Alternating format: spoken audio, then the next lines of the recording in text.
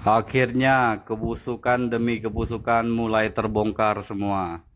Assalamualaikum warahmatullahi wabarakatuh. Sekarang saya ingin membagikan sebuah pembalikan, penggiringan, propaganda yang dilakukan siapa? Orang hebat di Indonesia. Profesor malah, Profesor Yusril Iza Mahendra. Katanya hak angket tidak akan bisa merubah hasil pilpres ataupun katanya ini cara pembelokan. Nanti saya kutipkan video sama kawan-kawan di mana letak pembelokan fakta sama dia ataupun penggiringan opini. Memang begitu kerja pengacara.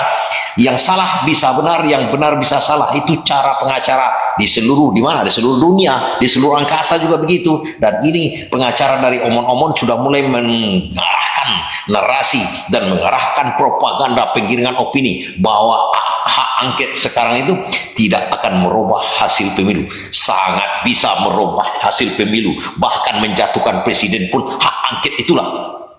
Nah, untuk membantahnya kita lihat videonya, tapi dulu sebelumnya saya katakan kepada kawan-kawan, Gus Dur itu jatuh karena hak angket. Ingat itu, tidak berapa lama jatuh langsung.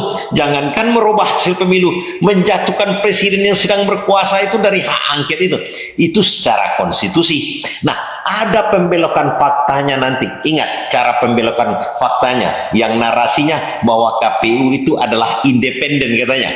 Di situ pembelokan faktanya. Ada undang-undang dilihatnya di situ. Undang-undang apa? Sebenarnya ada lebih tinggi undang-undang dasar namanya. Ada cuma 3 badan di Indonesia ini. Ini kunci dulu pertama sama kawan-kawan biar kita bisa melihat secara clear. Di Indonesia ini hanya tiga. Eksekutif, yudikatif, legislatif. Eksekutif itu siapa? Presiden dan jajaran ke bawah, seluruh pemerintahan. Yudikatif siapa? Kehakiman, jaksaan, dan lain-lain. Kemudian siapa lagi? Legislatif, DPR. Itu cuma di Indonesia yang diakui undang-undang. Dia kategorikan ke satu lagi independen. Kemana independennya? IT nggak tahu kita. Undang-undang mana nih pakai Yusril? Undang-undang angkasa luar. Nah ini, tapi tengok dulu video. Nanti saya jelaskan kepada korban. Kita sebagai pendukung Anies Baswedan menyimak orang-orang yang tidak beres di Indonesia ini hebat, pintar, tapi pintar membolak-balikkan fakta. Ini videonya. Simak di situ. Cara dia menarasikan, misalnya katanya ada kata-katanya misalnya nanti yang akan saya cuplikan sama kawan-kawan.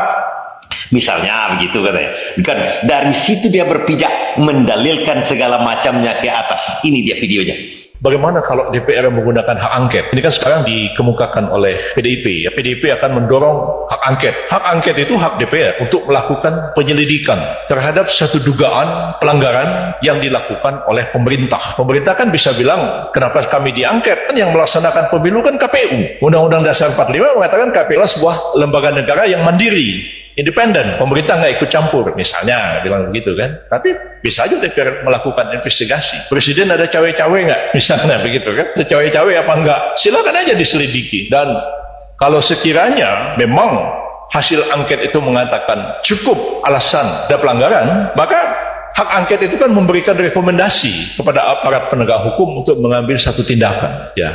Jadi seperti itu. Tapi apakah hasil angket itu akan menggugurkan hasil pemilu? Apalagi hasil pemilu itu telah diputus oleh Mahkamah Konstitusi, dia sama sekali tidak menggugurkannya. Bisa aja, misalnya ada polisi atau ada tentara atau ada orang sipil siapapun yang ternyata cawe-cawe memalsu misalnya komputer KPU sehingga si A menang yang harusnya nggak menang. Orang itu bisa dipidana. Ya pidana itulah sanksinya kepada dia. Tapi tidak menggugurkan hasil pemilihan umum apalagi telah diputuskan oleh Mahkamah Konstitusi. Nampak di situ kan? Nampak di situ. Dia mengatakan misalnya KPU itu udah independen, misalnya pelanggaran presiden segala macam, eksekutif pemerintahan melanggar atau orang akan dipidana kalau dia memasukkan program kayak Sirekap itu yang sekarang ditembak. Di situ letak permasalahan semuanya. Itu yang dinarasikannya. Dan terakhir dia mengatakan tidak akan mungkin merubah hasil pemilu. Tunggu dulu kawan-kawan. Kita ambil ke dasar balik. KPU itu independen, tapi dia memakai uang negara. Fungsi DPR budgeting namanya. Kalau budgetingnya dari situ DPR akan masuk nanti. Uang negara dipakai oleh KPU untuk melaksanakan pemilu. Itu wajib diawasi oleh DPR. Dan Sirekap ini wajib juga diawasi oleh DPR karena itu memakai uang negara. Programnya itu, program Sirekap itu kan ditender kan. Biayanya ke ITB 3,5 miliar. Itu wajib diketahui oleh DPR. Untuk apa? Seluruh anggaran yang dikeluarkan oleh pemerintahan untuk siapa aja? Untuk KPK kah? Untuk siapa saja? Itu ada budgeting, pengawasan budgeting namanya dari DPR. Dari situ aja DPR masuk, sudah habis itu semuanya. Belum lagi begini, KPU itu siapa yang mengangkat? Siapa yang mengangkat? Yang melantik pemerintah. Artinya dia bagian dari pemerintah. Karena undang-undang mengatakan pemerintahlah yang menyelenggarakan pemilu. Itu valid. Jangan termakan dengan pembelokan-pembelokan. Pemerintah itu siapa? Maka ditunjuknya badan KPU. Itu pemerintah yang mengadakan sekarang itu, yang mengadakan pilpres itu, panitianya, wasitnya dia yang menunjuk. Tidak ada independen di situ yang dinarasikan begitu. Undang-undang apa yang dipakai oleh Yusril Mahendra itu? Beginilah kualitasnya profesor-profesor kita yang sudah terkontaminasi. Dicari yang tidak logika. Dan ujung-ujungnya katanya hasil dari Ariel KPU si rekap yang omon-omon itu tidak akan berubah. Sangat berubah kawan. Udah jelas yang membuatnya bermasalah semua. Udah pasti DPR akan membuat yang namanya hak interpelasi, pemaksulan dan macam-macam nantinya. Dia hanya membelokkan narasi, ingat, propaganda, penggiringan narasi, dan itu memang kerja pengacara, apalagi pengacara dalam tanda kutip, pengacara yang culas-culas, hebat, pintar, dan punya nama, tapi otak kurang. Artinya tidak punya etis, tidak punya etika.